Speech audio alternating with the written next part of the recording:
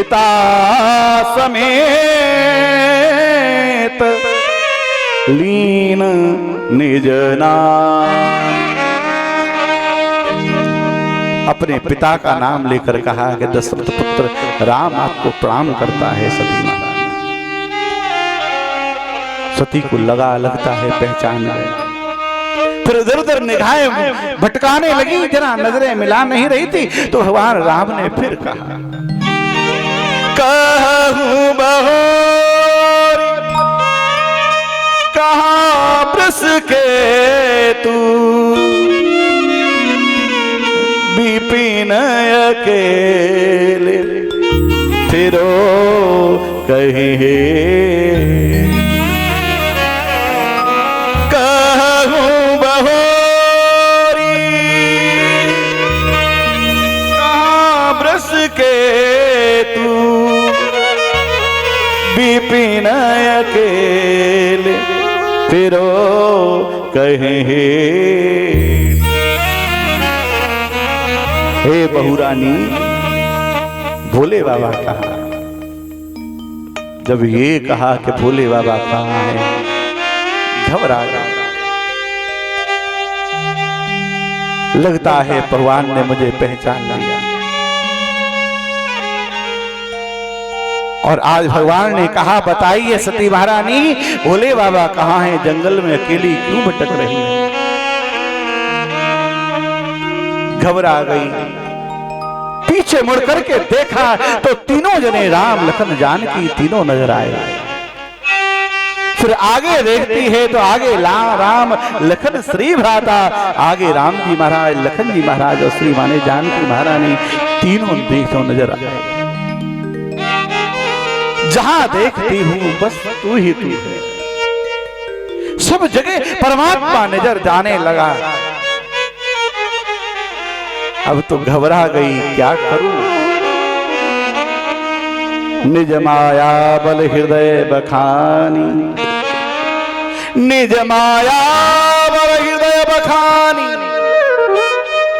भगवान राम ने अपनी माया के बल को अंतःकरण में विचार किया। देखो मैं मायापति हूं और मायापति के सामने माया करने बैठी। सती महारानी जरा ज्यादा कष्ट पाने लगी तो भगवान राम ने अपनी माया को समेट ली और भगवान शंकर की स्मृति करके वहां से चलने लगे। घबरा गई सती महारानी, विचार करने लगी कि अब जाकर के कहूंगी क्या? मैंने अपनी पति की आज्ञा इच्छा को, बात को नहीं माना। और एक बात बताऊं, जो स्त्री अपनी पति की बात को नहीं मानती उसको तो कष्ट भोगना ही पड़ता। कोई भी हो, जानकी हो चाहे सती हो, जिसने भी अपनी पति की आज्ञा का उल्लंघन किया उसको कष्ट हो।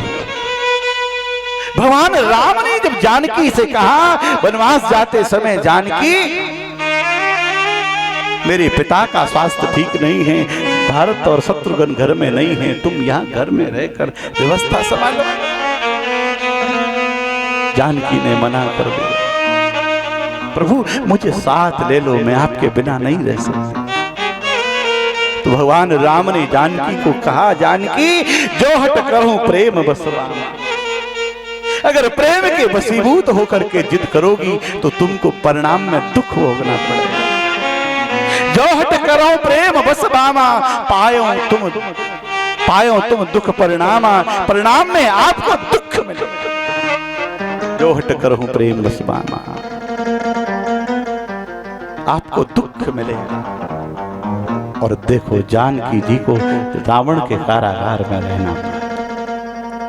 सती ने यहां नहीं माना, आज क्या दशा हो गई, लेकिन विचार करने लगी कि अब बोलूंगी क्या? एक गलती हो जाती है ना, उसको छुपाने के लिए फिर 100 गलतियां मोहर लग जाती है। एक के बाद दूसरी के बाद तीसरी, और आज भगवान शंकर के पास गई और भगवान शंकर ने सबसे पहले सती महारानी को देखा। गई समीप महेश तब गई समीप महेश तब हंसी पूछी कुशलात, लीन परीक्षा कवन विधे, कहूँ सत्य सब बात। भगवान शंकर के पास गई और भगवान शंकर ने सती महाराज जी को कहा, ठीक हो ना, सही सलामत हो? तुलसीदास जी ने कहा, लोगों ने कहा तुलसीदास जी से, दादा 1 घंटे पहले गई थी, 1 घंटे में कौन सी बीमारी लग गई होगी तो हालचाल पूछ रहे हो? आप हालचाल क्यों पूछ रहे हो? तो भगवान ने कहा कि हालचाल इसलिए पूछ रहा हूं कि इसको ऐसी बीमारी लगी है जिसकी बीमारी का कोई इलाज भी नहीं है। दुनिया में आजकल सब बीमारियों का इलाज है, लेकिन एक बीमारी ऐसी है जो शंका की बीमारी, उसका दुनिया में कोई इलाज ही नहीं है, लाइलाज बीमारी है। और ये बीमारी माताओं में तो जन्मजात पाई जाती है। कोई आदमी किसी स्त्री से नेक हंस के बात कर ले, सांझ को है वो सारे वो काम, सांझ को आयो आज तो बड़े हंस के बात कर रहे थे, हमसे तो कभी नहीं करी है। अरे पागल, वो बाकी बहन खड़ी राखी बांधती थी, तूने नहीं मिली इसका मतलब ये थोड़ी है तो दुनिया में एक ही चीज दिखाई दे। तो ये बीमारी जन्मजात है। ये लोग नहीं है ना माताएं, उनकी बात कर रहा हूं, आपकी नहीं। आप तो बहुत एकदम सीधी सादी सरल बढ़िया, वेरी गुड। तो भगवान शंकर गई समीप महेश तब हंसी पूछी कुशलात, लीन परीक्षा कवन विधे, कहूँ सत्य सब बात। कैसे परीक्षा ली, सही सही बताना, सत्य देखो, कहो सत्य सब बात, सही सही बताना, कैसे परीक्षा ली। भगवान शंकर को मालूम था कि अब ये झूठ बोलने वाली है।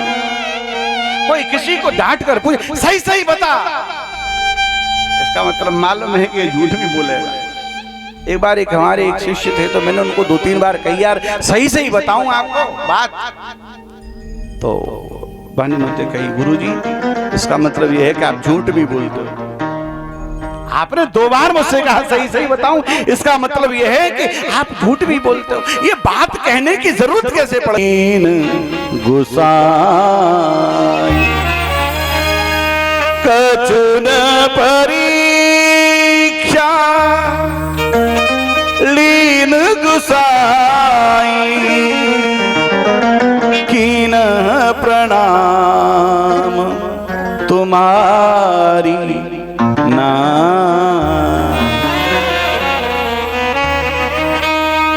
कुछ परीक्षा नहीं ली महाराज, आपकी तरह ही प्रणाम कर दिया, लेकिन आपने जरा नजदीक से कर दिया था, दूर से कर दिया था, मैं जरा नजदीक पहुंच गई, बाकी कुछ नहीं। झूठ। भगवान शंकर ने सोचा कि अगर ये ऐसी भली मानस होती, मानने वाली होती तो नहीं मान गई होती, वहां थोड़ी मानी होगी।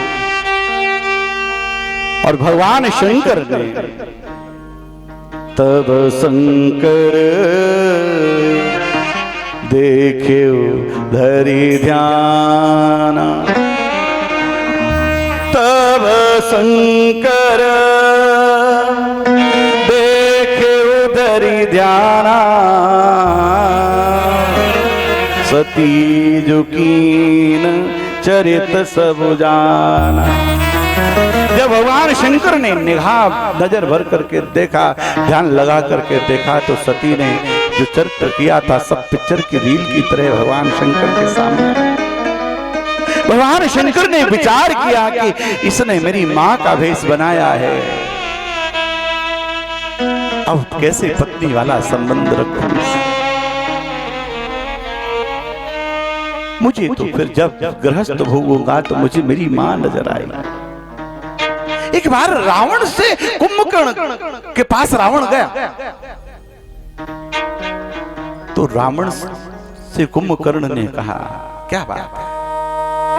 रावण ने पूरी बात बताई कि मैं से सीता जी का हरण करके लेकर के आया, बहुत सुंदर है, मैं उसको अपनी पत्नी बनाना चाहता हूं, लेकिन सारे उपाय कर लिए, लेकिन फिर भी मानी नहीं। तो रावण ने से कुंभकर्ण ने कहा, तू कभी राम बनकर गया उसके पास? तू मायावी है, तू सारे वेश बना सकता है, तो तू एक काम करता, कभी राम बनकर जाता। रावण ने कहा कि बात तो आपकी ठीक है महाराज, लेकिन मैं राम बनकर के भी गया। जब मैं राम बनकर के जानकी के सामने खड़ा हुआ तो मेरी हिम्मत ही नहीं हुई कि मैं उसमें अपनी पत्नी का भाव देख पाऊं। मुझे मेरे अंदर सारे राम के गुण नजर आने लगे। भगवान शंकर ने कहा कि अब कैसे देते? भगवान शंकर ने विचार किया, जो अब करहु सतीसन प्रीति, मिटे भगति और होए अनीति। अगर आज पत्नी जैसा व्यवहार करूंगा तो मेरी भक्ति को कलंक लग जाएगा। सन्मुख शंकर आसन दिए। सन्मुख शंकर जी ने आसन दिया और विचार करने लगे।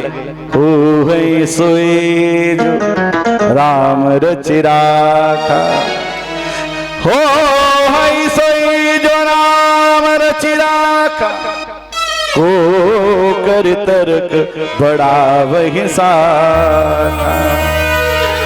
भगवान के ऊपर छोड़ दिया और भगवान का भजन करने लगे। शंकर सहज स्वरूप समारा, शंकर सहज स्वरूप समारा, लाग समाधि अखंड अपारा। भगवान शंकर ने अपने सहज स्वरूप को समारा। देखो, शायद इसी का नाम ही है दुनिया, शायद इसी का नाम ही है दुनिया। कोई आ रहा है तो कोई जा रहा है, शायद इसी का नाम ही है दुनिया।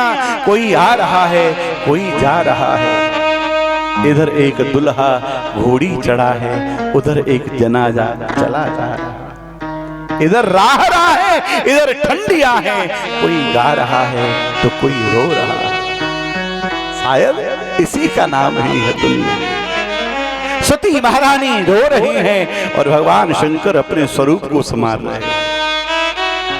स्वरूप संवारने का मतलब ये नहीं है कि भगवान का भजन करने से पहले बाल ठीक करो, माथे पर तिलक लगाओ, जरा कुछ अच्छा सा स्वरूप सजा, बिल्कुल जरूरत नहीं। तो फिर भगवान शंकर ने स्वरूप क्या संवारा? जब एक ध्यान रखना, जब हमारी औलाद, हमारे बच्चे हमारी बात न माने और गलत रास्ते पर जा रहे हो और हमारे समझाने के बाद भी न समझे, तो समझ लेना परमात्मा कुछ और चाहता है। और फिर भगवान पर छोड़ दो, और छोड़ने के बाद बैठना नहीं है, फिर भगवान का भजन करना। लेकिन जब बिगड़ जाता है ना साहब, तो मन में कष्ट तो होता ही है। कितना भी भगवान पर छोड़ दो, लेकिन कष्ट तो होगा ही। लेकिन उस कष्ट की निवृत्ति का एक ही साधन है, भगवान पर छोड़ो यार, और फिर भगवान का भजन करना शुरू कर दो। तेरी सारी समस्याओं के समाधान अपने आप हो जाएंगे। और भगवान शंकर ने समाधि लगाई, और समाधि लगाने के बाद 27,000 वर्ष बीते। 87,000 बीते संवत सहस 87, बीते संवत सहस 87, तजिह समाधि शंभु अविनाशी।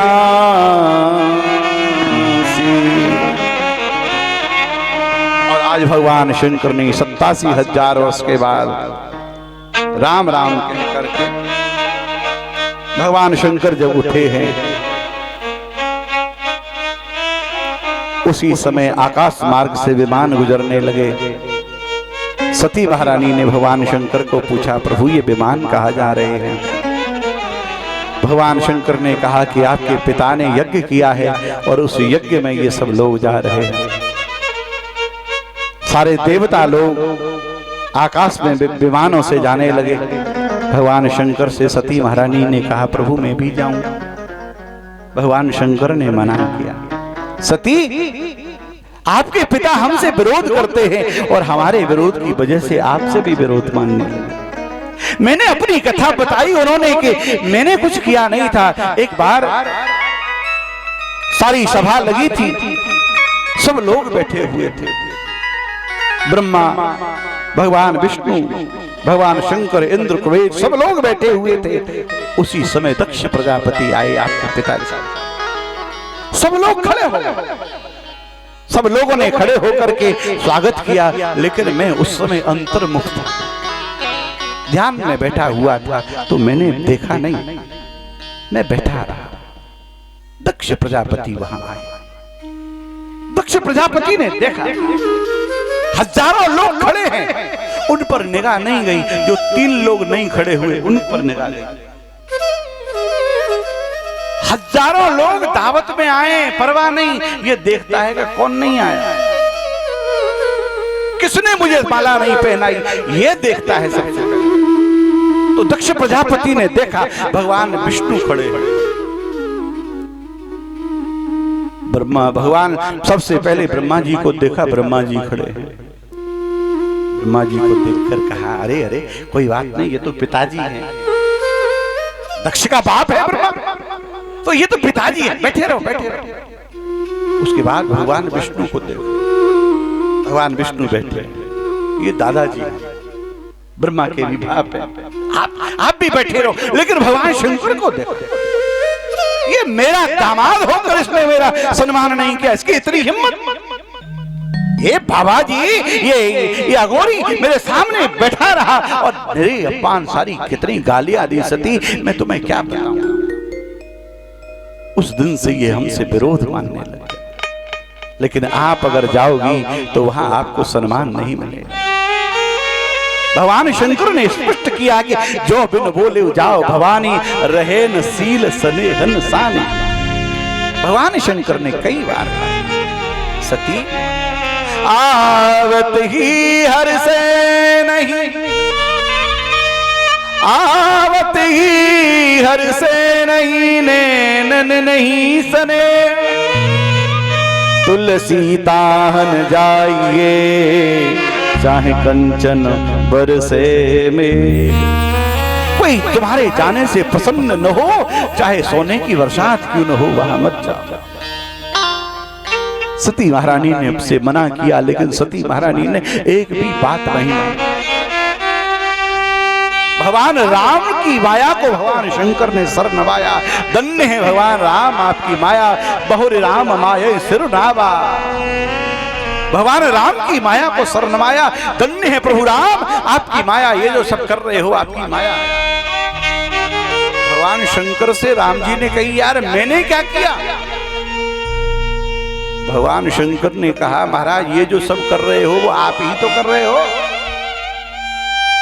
और सब सीधी सी बात है कि कोई और नहीं मिले तो सबसे पहले भगवान पे दोष रख दो, जी भगवान ने करे काम। सबसे सीधो आदमी कोई मिले तो ठाकुर जी। तो भगवान राम को भी आज गुस्सा आ गया। तो भगवान राम ने कहा, यार मैंने क्या किया। मानी आपने नहीं किया, आपकी माया ने किया। और महाराज जितना करने वाला गलत होता है उतना ही करवाने वाला गलत होता है। मेरी पत्नी ने गलत किया नहीं है, आपने, आपकी माया ने करवाया।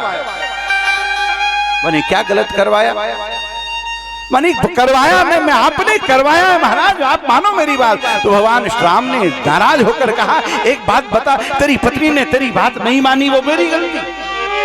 तूने कहा ये राम ब्रह्म है, परमात्मा है, नहीं मानी, वो मेरी गलती। उसके बाद मेरी पत्नी का भेष बनाया, वो भी मेरी गलती। उसके बाद भी नहीं मानी और उसके बाद भी आज भी तुझसे झूठ बोला, वो भी मेरी गलती। और आज तेरी बात को फिर नहीं मान रही है और बात के यहां जा रही है, वो भी मेरी गलती। भगवान शंकर ने याद दिलाया कि तेरी पत्नी ने जब वचन दिया था, साथ शादी हुई थी, तो कहा था कि मैं आपको 4 वचन देते हूं, एक भी माना उसने। बेटी जब विवाह करती है तो 4 वचन पति को देती है।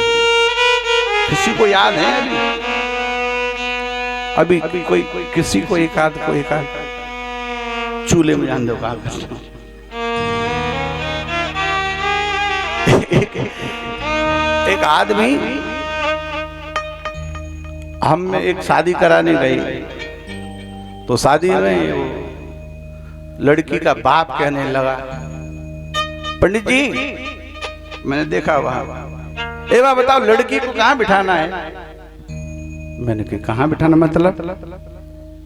उल्टे हाथ पे या सीधे हाथ पे? मैंने अभी कहीं बिठा दे, बाद में तो सिर पे ही बैठेगी। अभी की कोई फर्क नहीं, अभी कहीं बिठा, सीधे पे उल्टे पे, बाद में तो सिर पे ही बैठना। तो भगवान ने कहा कि ये सब मेरी गलतियां हैं क्या? 4 वचन दिए होते हैं पत्नी पति को देती है। उद्याने मध्यपाने च पिताग्रह गमने न च, उद्याने मध्यपाने च पिताग्रह गमने न च, आज्ञा भंगो न कर्तव्यम परवाक्यम चतुर्थकम। उद्याने मध्यपाने च, अकेली जंगल में नहीं जाओ। सती महारानी ने मानी नहीं मानी ना, पहुंच गई जंगल में। मद्यपाने जहां लोग नशे में हो वहां नहीं रहोगी, और भूत प्रेतों का नशेबाजों का संग है, वो बात मानी। पिताग्रह गमनेन च, आप हमारी आज्ञा के बिना आज के बाद अपने बाप के घर भी नहीं जाओ। मानी नहीं मानी और मर गई। पिताग्रह गमनेन च आज्ञा भंगो न कर्तव्यम, आप हमारी आज्ञा का उल्लंघन नहीं करोगी। तो पहले ये बता मानी कौन सी है? उल्लंघन तो तब होगा जब कोई मानी जाए, आज तो कोई मानी नहीं। तो भगवान शंकर ने बहुत मना किया, लेकिन सती मानी नहीं, और आज भगवान शंकर से विदा लेकर के गई। थोड़े से गण थे, सबके अलग अलग सिंहासन बने हुए थे।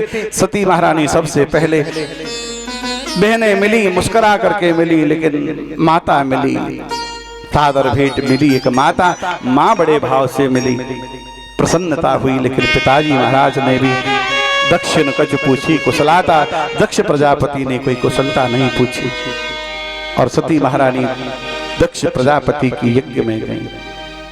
सब लोगों के अलग अलग सिंहासन लगे हैं, इंद्र का, वरुण का, कुबेर का, लेकिन कतहु नदी के सम्मुख कर भागा। शंकर जी का कहीं स्थान नहीं दिया तो क्रोध में आई, और क्रोध अग्नि में अपना शरीर में क्रोध अपनी अग्नि प्रकट की। और अग्नि प्रकट करने के बाद सती महारानी ने, क्योंकि मुझे अभी 52 अवतार तक पहुंचना है, इसलिए इस प्रसंग को सूक्ष्म करते हुए, और सती महारानी योग अग्नि प्रकट करने के बाद अपने शरीर को वही शांत कर देती। शरीर शांत हुआ। भगवान शंकर के थोड़े से गण थे, उपद्रव हुआ, कुछ मर गए और कुछ भाग करके भगवान शंकर से कहे, प्रभु सती महारानी ने शरीर छोड़ दिया है। और आज भगवान शंकर ने एक जटा खोली, और जटा खोलते के साथ ही एक वीरभद्र नाम का एक गण पैदा। वीरभद्र ने जाकर के किसी की दाढ़ी, किसी का मुंह, किसी की, यहां तक कि दक्ष प्रजापति का सर धड़ से अलग कर दिया। सारे देवता, सारी यज्ञ विध्वंस हो गई। सारे देवता भगवान शंकर के पास जाकर प्रार्थना करने लगे। नमो संभवाय च मयभवाय च नमः, शिवाय च शिवतराय च नमः, नमस्ते रुद्रमन्यवाः इतते कवे नमः, बाहुव्याम तते नमः। बहुत सुंदर स्तुति की और सारे देवता प्रसन्न होकर के स्तुति करने लगे, और भगवान शंकर प्रसन्न हुए। और दक्ष प्रजापति के बकरे का सर लगाया, और बकरे का सर लगाने के बाद दक्ष प्रजापति ने भगवान शंकर की स्तुति की। और जिस सती ने शरीर त्यागा दक्ष प्रजापति के, सती जो तजी दक्ष मखि देहा, जन्मी जाए हिमाचल गे। सती जतजी रक्षमखि देह, जन्मी जाए हिमाचल गे। राजा हिमाचल के यहाँ पार्वती के रूप में अवतरित हुई। तब सती शंकर ही बिहाई, और तब भी सती महारानी भगवान शंकर को ब्याही, और शंकर जी के साथ पाणित ग्रहण संस्कार हुआ। तो भगवान शंकर के पास सबसे पहले सती महारानी जब आई हैं, तो सबसे पहले भगवान शंकर से पूछा, प्रभु एक बात बताइए, राम कौन है? राम कवन प्रभु पूछहु तो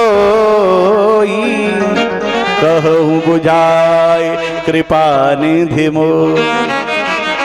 ये राम कौन है? अब मैं जो जानती हूँ वो सुनो। एक राम अवधेश कुमार, तीन कर चरित विदित संसार, नारी विरह दुख लयहु अपारा, भयहु रोसरन रावण मारा। एक दशरथ का बेटा दुनिया जानती है, जानकी जी का हरण हो गया, क्रोध में आ गए और रावण को मार दिया। एक राम और एक राम आप महाराज जो घट घट में बसता है, और एक राम वो जिसको आप रटते हैं।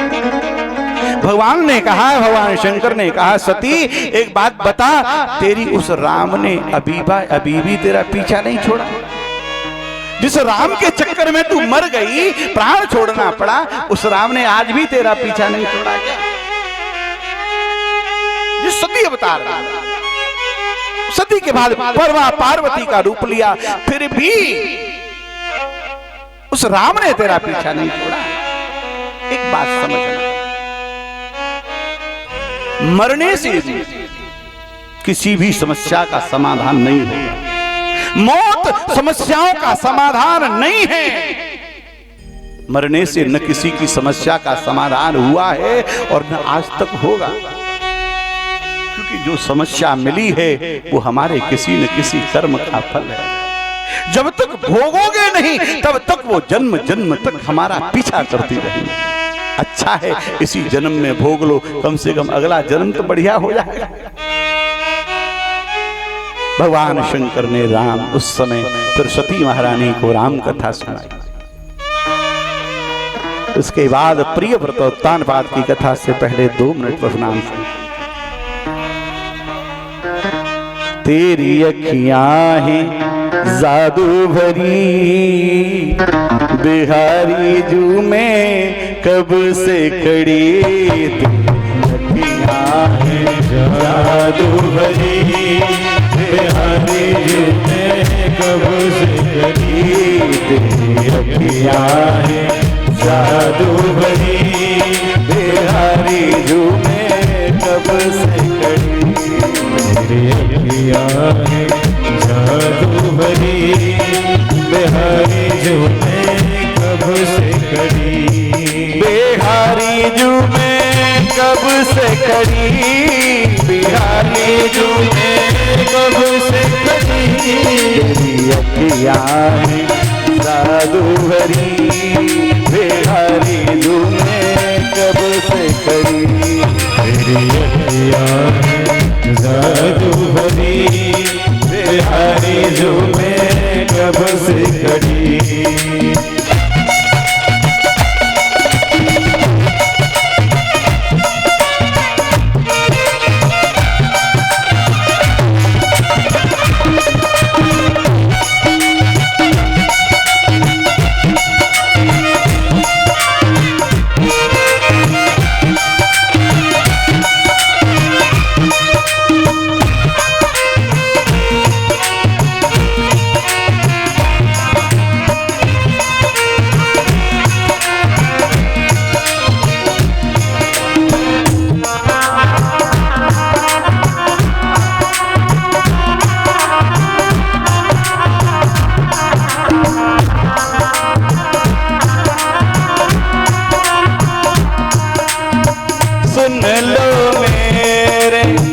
श्याम सलोना सुन लो मेरे श्याम सलोना, तुमने ही मुझ पर कर दिया टोना, तूने ही मुझ पर कर दिया टोना, सुन लो मेरे श्याम सलोना, तुमने ही मुझ पर कर दिया टोना, तुमने मुझ पर कर दिया टोना, तो तेरे ही द्वार खड़ी, बिहारी जू में कब से खड़ी, तेरी अखियां हैं जादू भरी, बिहारी जो मैं कब से घड़ी।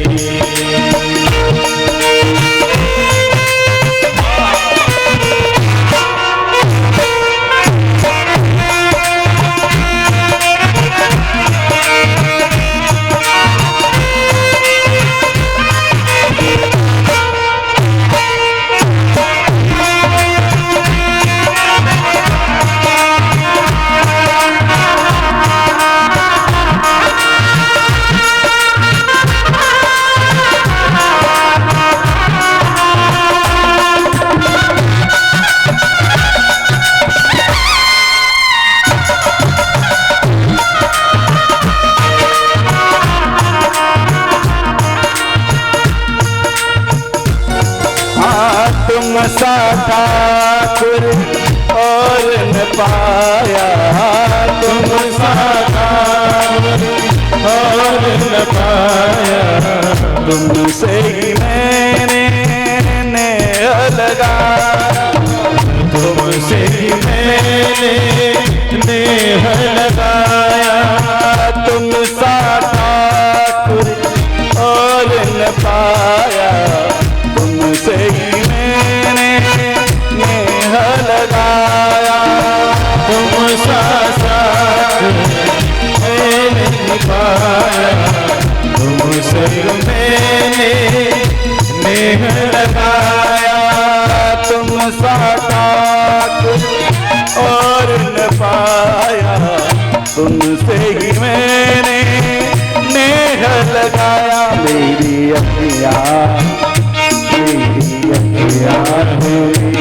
से लड़ी, बिहारी झूमे तब से कड़ी। तेरी अखियाँ में जादू भरी, बिहारी झूमे कब से कड़ी।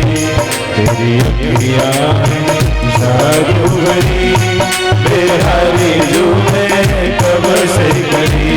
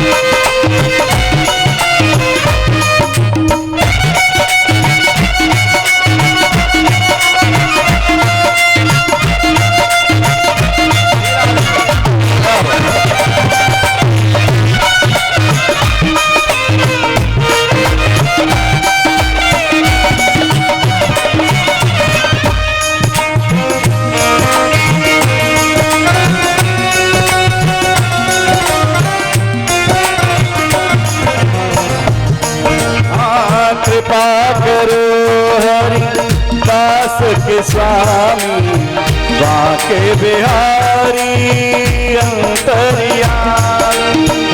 कृपा करो हरि दास के स्वामी, बाके बिहारी अंतर्यामी।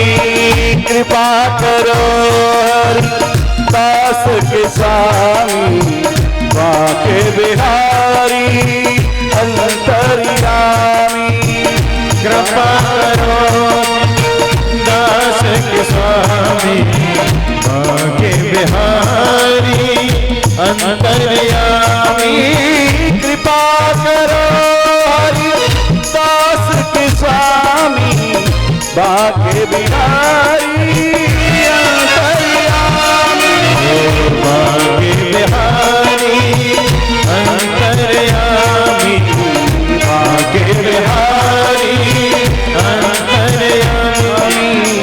कृपा करो हरि दास के स्वामी, बाके बिहारी अंतर्यामी। मेरी टूटे ना खजरे की लड़ी, बिहारी झूमे तब से कड़ी। जादू भरी, बिहारी जो मैं कब से। तेरी अखियाँ हैं जादू भरी,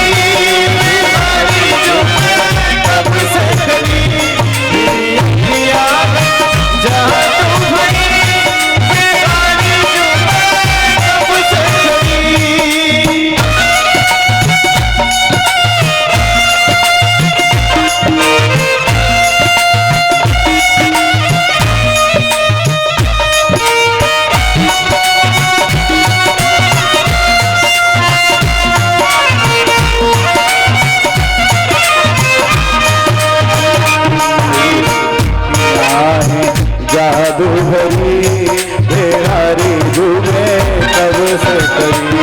तेरी अखियाँ हैं जादू भरी बिहारी झूमे कब से करी।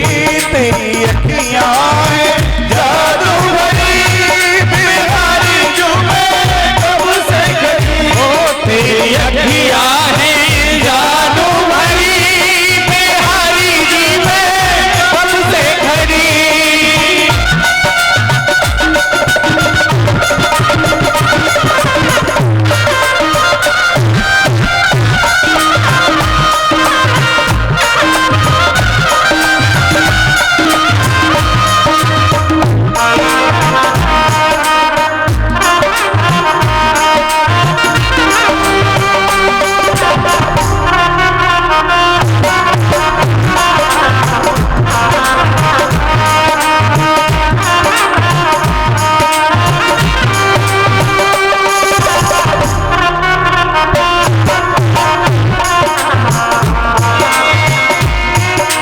अखियाँ हैं जादू भरी बिहारी झूमे कब से करी। अखियाँ हैं जादू भरी बिहारी झूमे कब से करी। बिहारी झूमे कब से करी। तेरी अखियाँ हैं जादू भरी बिहारी झूमे कब से करी। अखियाँ हैं जादू भरी बिहारी झूमे कब से करी। ओ तेरी अखियाँ हैं जादू भरी बिहारी झूमे कब से करी। बिहारी झूमे कब से करी। बिहारी झूमे कब से करी। बिहारी झूमे कब से करी। ओ बिहारी झूमे कब से करी। ओ बिहारी झूमे कब से करी।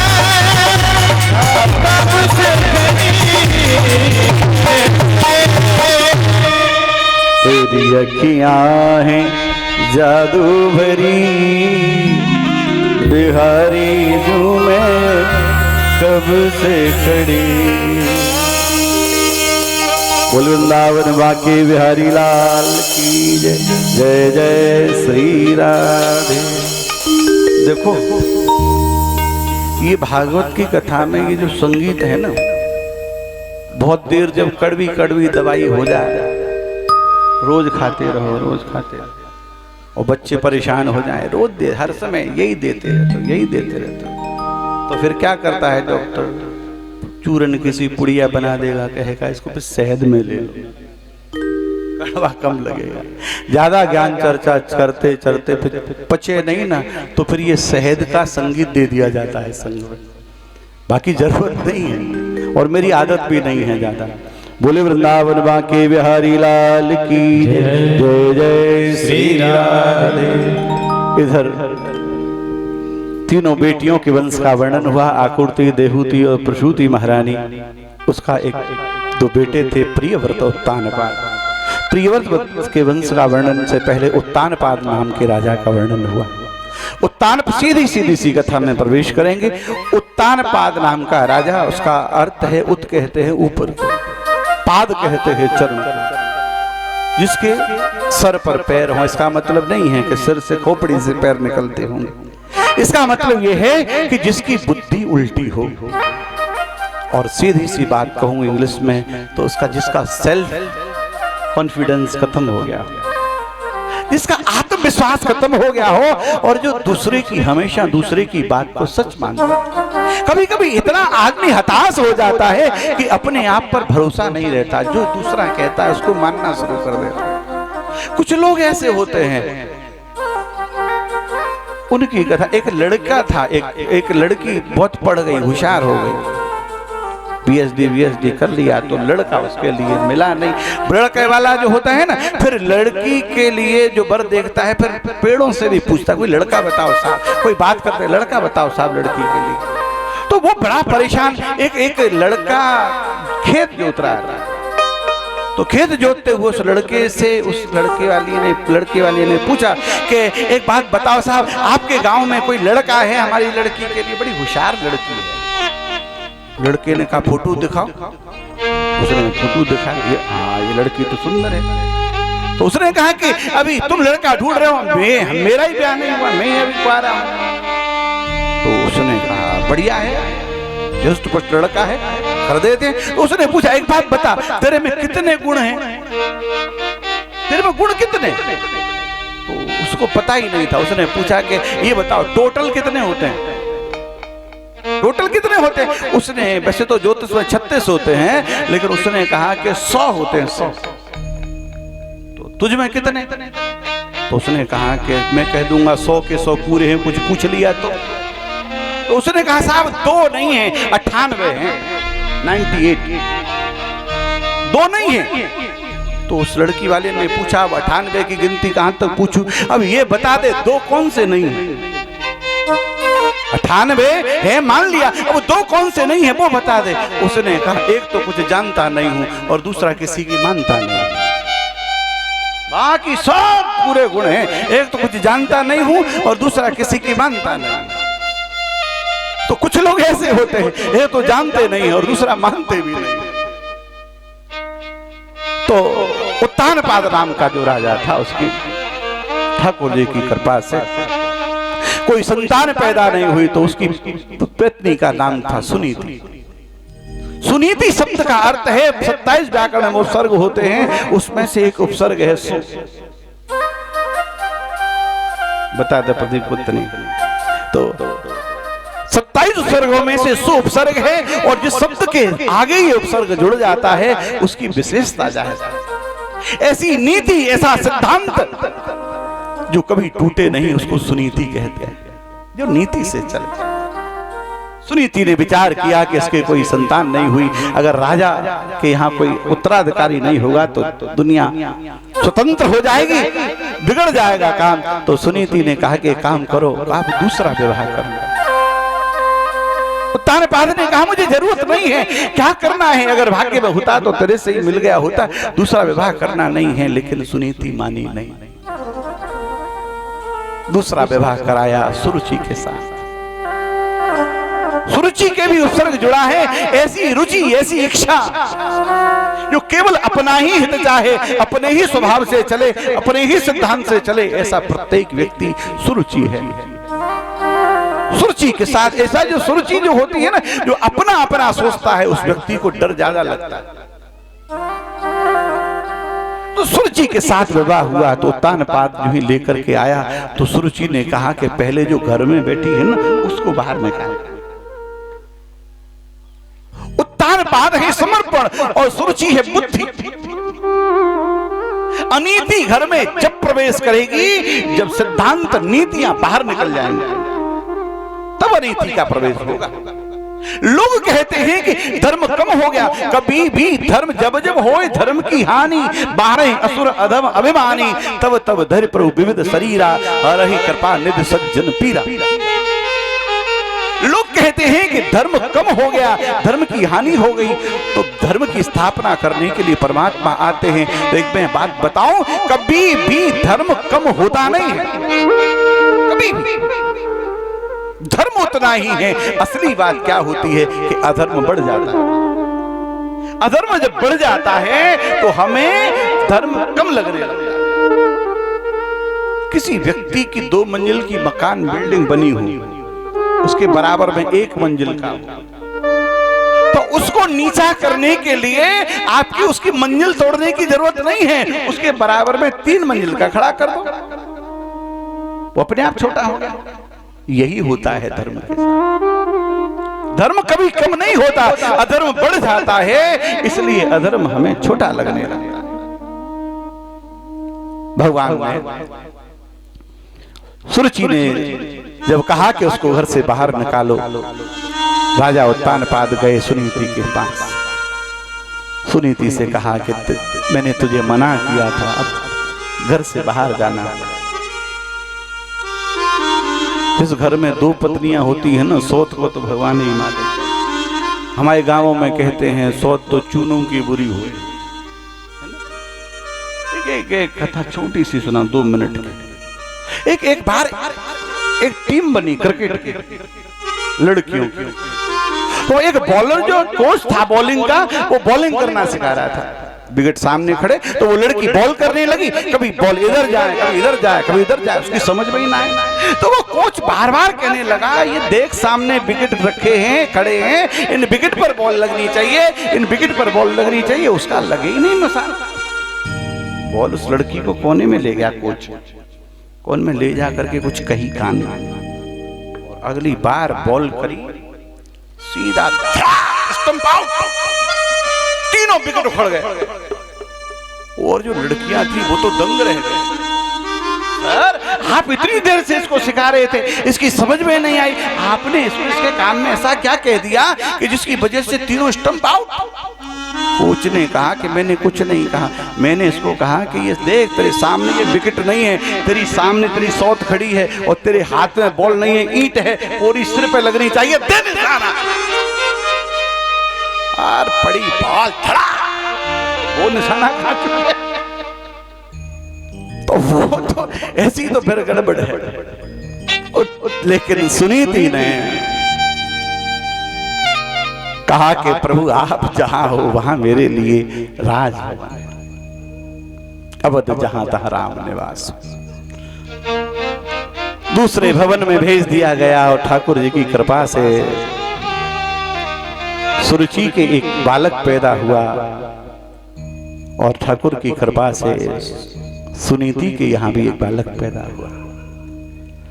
सुनीति के जो बालक पैदा हुआ उसका नाम रखा गया ध्रुव, और सुरुचि के नाम से जो पैदा हुआ उसका नाम रखा गया उत्तम। जहां समर्पण और नीति मिलते हैं वहां ध्रुव जन्म लेता है, स्थिरता जन्म लेती है। जहां उल्टी बुद्धि और अनीति मिलती है वहां उत्तम जन्म लेता है। उत्तम शब्द का उत कहते हैं बुद्धि को, तुम कहते हैं अंधकार। जिसकी बुद्धि में अंधकार है। और आज थोड़े से बड़े हुए तो 5 वर्ष का बालक, थोड़ी सी टाइम बाप की कथा आपको सूक्ष्म में सुना, एक असली बात आपको बताऊं। ध्रुव के पूर्व जन्म की कथा, ये पूर्व जन्म में महान संत हुए, इनके कल्याण में भगवान की प्राप्ति में केवल 5 महीने का समय बचा था, और 5 महीने के समय से पहले ही मृत्यु आ गई। इसलिए ध्रुव जी महाराज को केवल 5 वर्ष में ज्ञान प्राप्त हो गया, और 5 महीने की आयु में, 5 महीने की तपस्या में ध्रुव जी महाराज को परमात्मा की प्राप्ति हुई। ध्रुव जी महाराज एक दिन राजभवन में गए तो एक घुटने पर उत्तम बैठा था, एक घुटने पर ध्रुव को बिठा लिया, और उत्तानपाद की जो पत्नी थी सुरुचि ने देखा कि ये गोदी में बैठा है कि आज अगर इससे मोह हो गया तो कहीं इसको राज न दे दे, उठा करके जमीन पर पटका। सुरुचि ने कहा कि अगर तुझे पिता की गोदी और ये राजपद चाहिए तो अब तो कुछ हो नहीं सकता, भगवान से तपस्या करके अगला जन्म में लूं, और अगला जन्म तुझे मेरे जन्म भोग से प्राप्त हो, तो तुझे राज्य पद और परमात्मा की प्राप्ति, तेरी पिता की गोदी सब प्राप्त हो जाएंगे। बच्चे के सामने, दूसरे के सामने हटाया तो भीतर से द्रवित हो गया, हिलकियां भरने लगी, और माँ के पास दौड़कर गया। माँ एक बात बता, क्या तपस्या करने के बाद मैं जिस गर्भ में जाना चाहूं उस गर्भ में जा सकता हूं? सुनीति है, अधर्म की चर्चा कर ही नहीं सकती, गलत बात बता ही नहीं सकती। बेटे तपस्या करने से तो गर्भ में जाने की जरूरत ही नहीं पड़ती। और ये जो सारी व्यवस्था चल रही है ना ध्रुव, ये सारी व्यवस्था केवल तपस्या की है। तपबल रचय प्रपंच विधाता, तपबल विष्णु सकल जगत्राता, तपबल शेष धरे महिभारा। तप के ही आधार पर ब्रह्मा इस सृष्टि का निर्माण करते हैं, और तप के ही शक्ति से भगवान विष्णु इस सृष्टि का पालन करते हैं, और तप के ही आधार से भगवान शंकर इस सृष्टि का संहार करते हैं, और तप के ही आधार से भगवान शेष इस धरती को सर पर धारण किए हुए। तप आधार सब सृष्टि, भवानी सारी सृष्टि का आधार तपस्या है। तो ध्रुव जी महाराज ने मां को कहा, तो मां मुझे तपस्या करनी है। ध्रुव जी महाराज से माँ ने कहा कि तेरी छोटी सी अवस्था है, कैसे कहाँ जाएगा, कौन खिलाएगा, कैसे रहेगा। तो परमात्मा ध्रुव जी महाराज ने कहा मैया सब जगह मेरा प्रभु है, वो मेरी रक्षा करेगा। और जंगल में जाने के लिए ध्रुव जी महाराज चले हैं। भगवान श्याम ठाकुर जी ने विचार किया कि मेरा 5 वर्ष का बालक आ रहा है, गुरु दीक्षा नहीं ली है, क्या बोलेगा। परमात्मा ने नारद जी को कहा नारद एक काम करो, मेरे उस बालक को जाकर के गुरु दीक्षा प्रदान करो। देखो विशेषता, लोग कहते हैं कि हमें गुरु मिला ही नहीं अभी तक, कितना ढूंढा मिला ही नहीं। गुरु कभी ढूंढने से नहीं मिलता साहब, गुरु तो ठाकुर जी की कृपा से प्राप्त होता है। गुरु ढूंढा थोड़ी जाता है, गुरु तो ठाकुर जी की कृपा से प्राप्त होता है। और एक बात बताऊं, गुरु बनाया भी नहीं जाता। लोग कहते हैं हमने तो गुरु बना लिया, गुरु बनाने का विषय नहीं है, गुरु तो माना जाता है। 2 संबंध मानने के हैं केवल दुनिया के, एक गुरु और शिष्य का, दूसरा पति और पत्नी का। दूर दूर तक कोई संबंध नहीं है, ये 2 संबंध केवल मानने के हैं, एक गुरु और शिष्य का, दूसरा पति और पत्नी का। और दोनों का संबंध धर्म का है, पति और पत्नी का संबंध भी धर्म का है और गुरु और शिष्य का संबंध भी धर्म का है। और दोनों संबंधों की नींव है सेवा। कोई गुरु बनाए कि मैंने आप गुरु बनाया, वो शिष्य कहे कि मैंने गुरु बनाया, लेकिन वो गुरु तुमको चेला क्यों बनाया? वही आपको चेला क्यों बनाए, क्या चाहिए? अगर आप वो बनाता है आसक्ति से ये कुछ मुझे देगा, तो समझ लेना कि वो गुरु बनने की योग्य ही नहीं है। सारी जिंदगी दे वो गुरु, और सारी जिंदगी झोली फैलाए खड़ा रहे वो शिष्य। सारी जिंदगी दे, ज्ञान दे, आशीर्वाद दे, संस्कार दे, चरित्र दे, यहां तक कि अगर आवश्यकता पड़े तो भोजन की व्यवस्था भी दे। जो सारी जिंदगी दे वो गुरु, और सारी जिंदगी झोली फैलाए खड़ा रहे वो शिष्य। लेकिन आजकल उल्टा है, जो सारी जिंदगी देता रहे वो चेला, और सारी जिंदगी झोली फैलाए खड़ा रहे वो शिष्य। गुरु देने में फिर वो अगर ऐसा है जिसको नहीं चाहिए, वो तुमको गुरु क्यों बनाए, शिष्य क्यों बनाए? इसका एक ही साधन है, एक ही मूल है, सेवा। शिष्य सेवा करेगा और गुरु भजन करेगा। शिष्य सेवा करेगा और गुरु भजन करेगा तो शिष्य का भी कल्याण और गुरु का भी कल्याण। ऐसे ही धर्म पत्नी जो है, दुनिया में किसी भी संबंध के आगे धर्म शब्द का प्रयोग नहीं हुआ, केवल पत्नी के सामने धर्म शब्द का प्रयोग हुआ, क्योंकि वो धर्म पत्नी है। पति अगर अधर्म के मार्ग पर जा रहा है, इसलिए उसको धर्म के मार्ग पर लेकर के आए। और असली बात, पति भजन करे और पत्नी सेवा करे तो पति का भी कल्याण और पत्नी का भी कल्याण। 2 संबंध केवल धर्म के हैं, गुरु और शिष्य का और पति और पत्नी का। और दोनों ही मानने के हैं। जब तक वो शिष्य गुरु को गुरु मानना है तभी तक गुरु है, नहीं तो काय को गुरु। और जब तक पत्नी अपने पति को परमात्मा मान रही है तभी तक है, नहीं तो 1 सेकंड में कुटी पे टांग ले, जे दे धरिए तेरी नेतागिरी। जब तक मान रही है तभी तक तो दोनों ही संबंध मानने के हैं। तो ध्रुव जी महाराज के लिए परमात्मा ने नारद ऋषि को भेजा, और नारद जी ने ध्रुव जी महाराज के सामने आकर कहा, किधर, कहां जा रहे हो? ध्रुव जी महाराज ने कहा, महाराज मैं तपस्या करने के लिए जा रहा हूं। ध्रुव जी से नारद जी ने कहा कि भोजन करके आया होगा? माने हाँ, माँ ने भोजन करा दिया था। तो उसने कहा कि लग रहा है इसीलिए तपस्या हो रही है, दोपहर होने दे, भूख लगेगी, सारी तपस्या का भूत उतर जाएगा। ध्रुव जी महाराज से नारद जी ने कहा कि सारा भूत उतर जाएगा, क्या खाएगा? ध्रुव जी महाराज ने कहा, प्रभु दांत नहीं जब दूध दियो, दांत भये पर न देगो।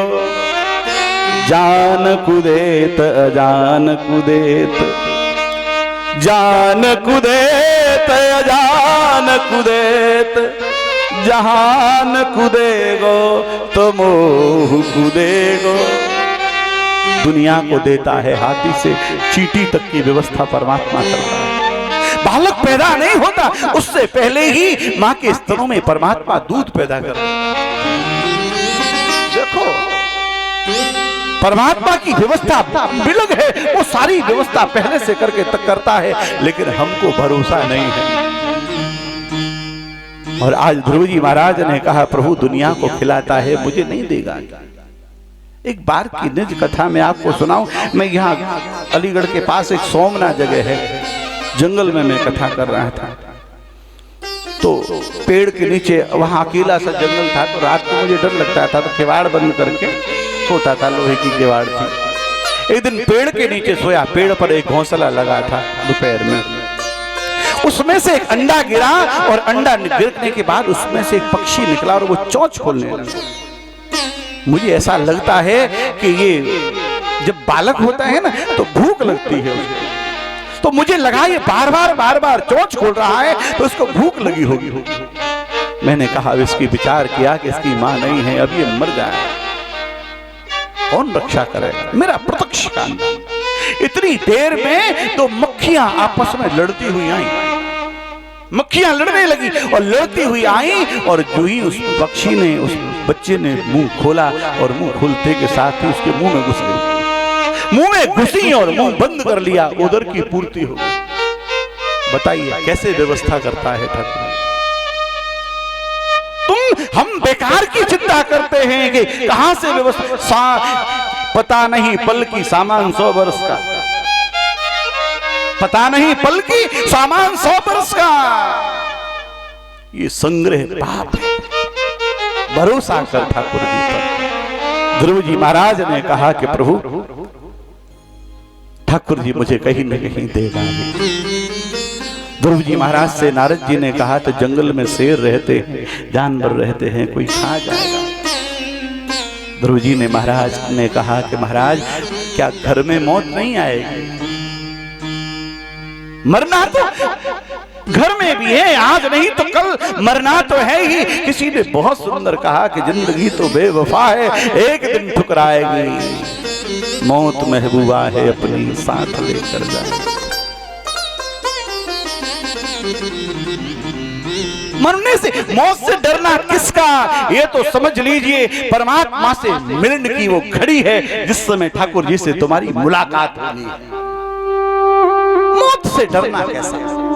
मौत के किस्से यारी यार, आज हमारी तो कल तुम्हारी बारी, सबको मरना है। दो ही चीजें जन्म मृत्यु, ये स्थिर है, होना ही है, ये सुनिश्चित है। और आज ध्रुव जी महाराज ने नारद जी को कहा कि महाराज मौत का क्या डर? तो ध्रुव जी महाराज ने कहा कि नारद जी कहने लगे कि तूने कोई गुरु बनाया क्या? किसी से गुरु दीक्षा ली, गुरु मंत्र लिया? तो नारद जी से ध्रुव जी ने कहा कि महाराज आप मेरे गुरु बन जाओ। नारद जी कहते नहीं मैं गुरु बनने वाला नहीं हूं। ध्रुव जी ने कहा आप गुरु बनो बनो मत बनो तुम जानो, लेकिन मैंने तो आपको अपना गुरु मान लिया। अब आप मुझे चेला मानो न मानो वो आपकी मर्जी, लेकिन मैंने आपको अपना गुरु मान लिया।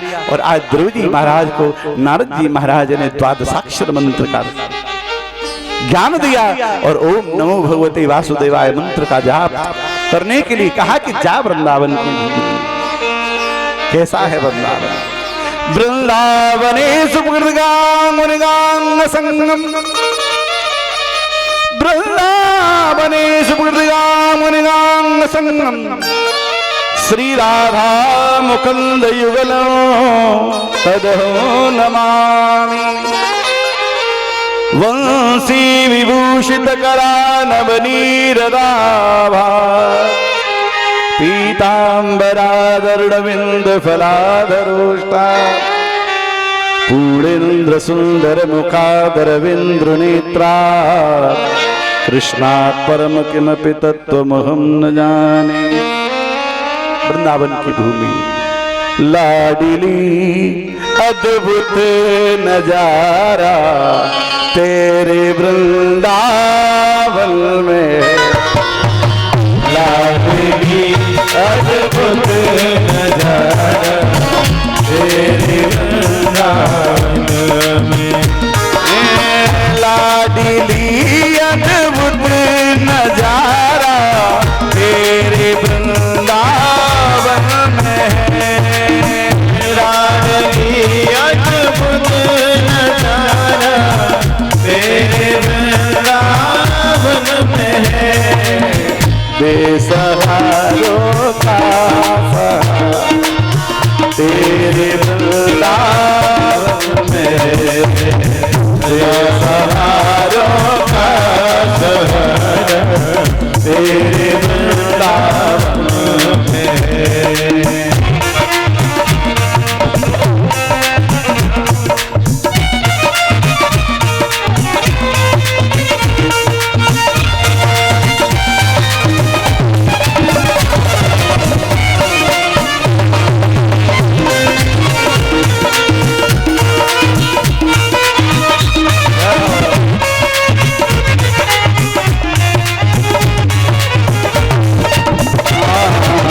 लाडली अद्भुत नजारा तेरे वृंदावन में। लाडली अद्भुत नजारा तेरे वृंदावन में। लाडली अद्भुत नजारा तेरे वृंदावन में। लाडली अद्भुत नजारा तेरे वृंदावन में है। बेसहारों का सहारा तेरे वृंदावन में। बेसहारों का सहारा तेरे वृंदावन में।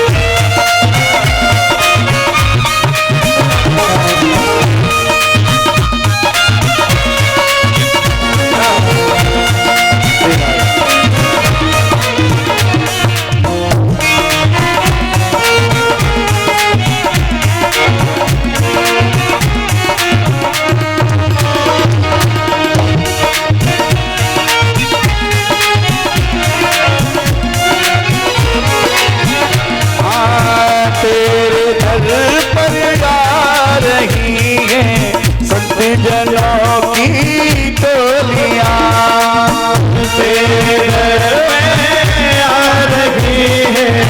भक्तजनों की टोलियां तेरे दर पर आ रही है।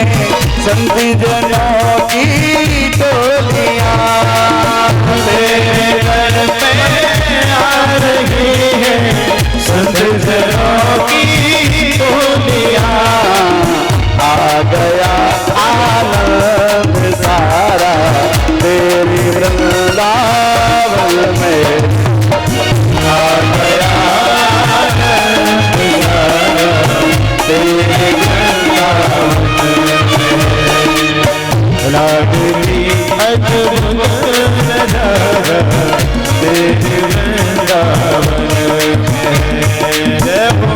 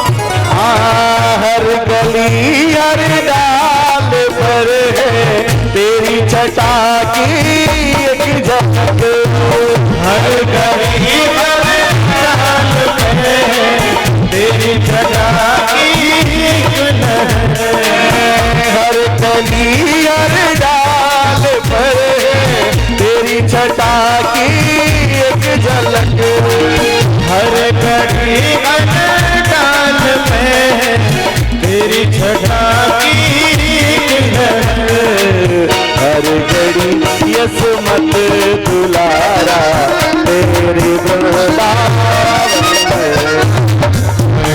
में अद्भुत नजारा तेरे वृंदावन में।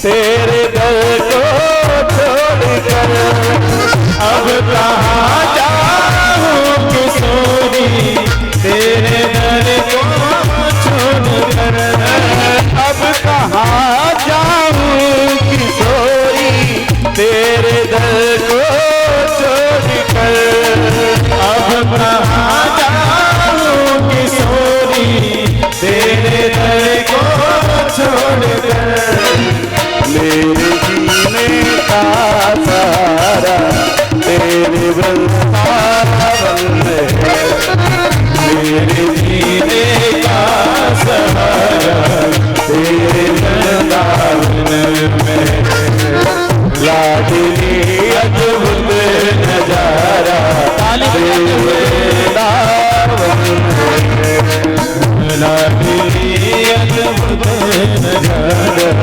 तेरे वृंदावन में।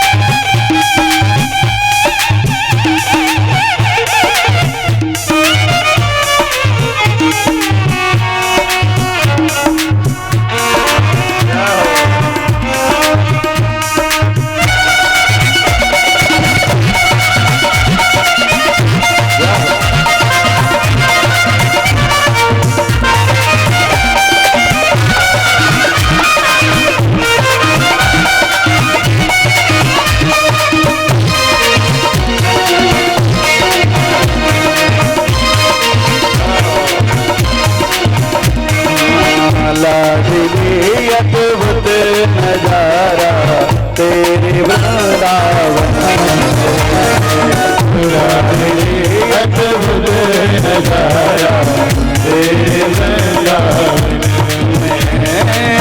लाडली अद्भुत नजारा तेरे वृंदावन में लाडली अद्भुत नजारा तेरे वृंदावन में बेसहारों का सहारा तेरे वृंदावन में बेसहारों का सहारा तेरे वृंदावन में बेसहारों का सहारा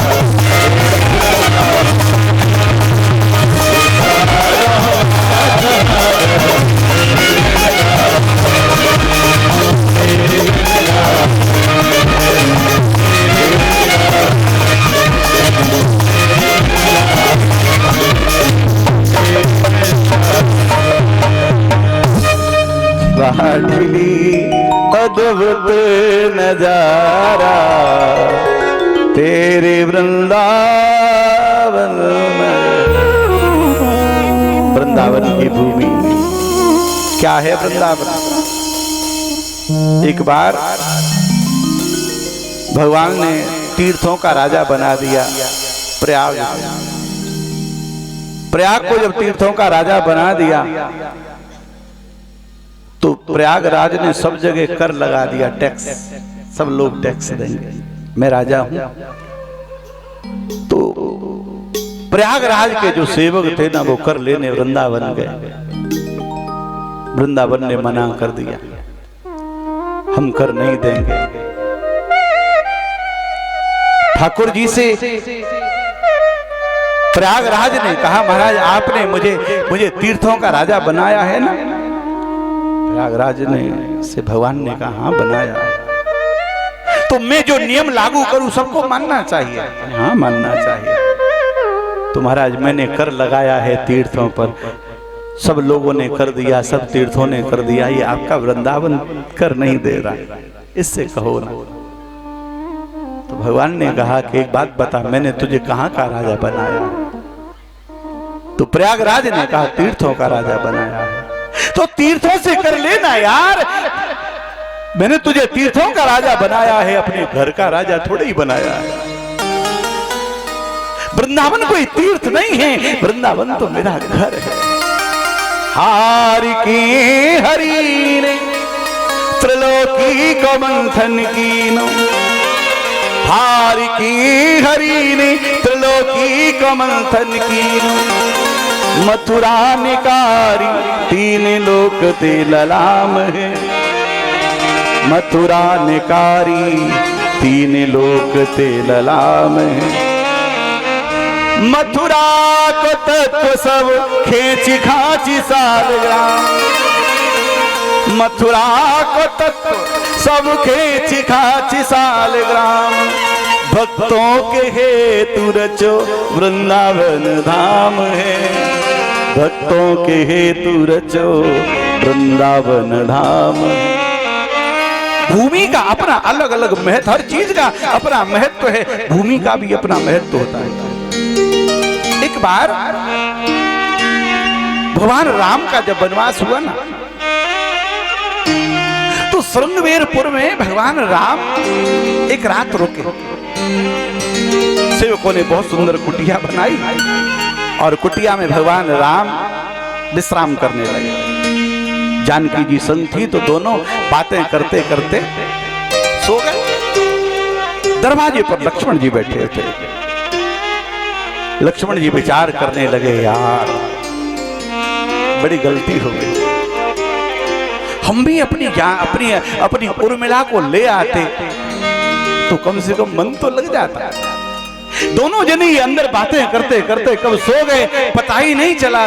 लेकिन हम अकेले अब रात में सोना तो है नहीं, वचन लिया है कि 14 वर्ष तक सोना नहीं है, तो अकेले मन नहीं लग रहा है। उर्मिला को ले आते तो बड़ा अच्छा रहता, मन तो लग जाता। प्रातः काल हुआ, सरोवर तमसा में स्नान किया और तमसा में स्नान करने के बाद होश आया, अरे राजा के साथ रानी कहीं भी हो सकती है। राजा लोग रानियों को युद्ध भूमि में भी ले गए, कितने प्रमाण हैं, दशरथ जी ले गए।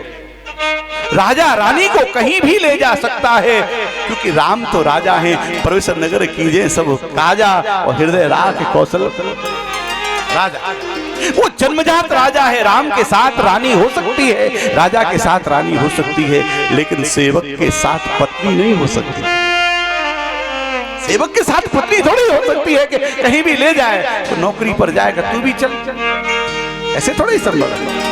तो भगवान राम से प्रातः काल भगवान लखनलाल ने कही, भैया एक बात बताओ, रात को मेरे विचार मन में ऐसा आया कैसे? तो भगवान राम ने कहा, एक बात बता, ये प्रसंग कहाँ का है, ये बात कहाँ की है? तो लखनलाल ने कहा, भैया ये बात श्रृंगवेरपुर की है।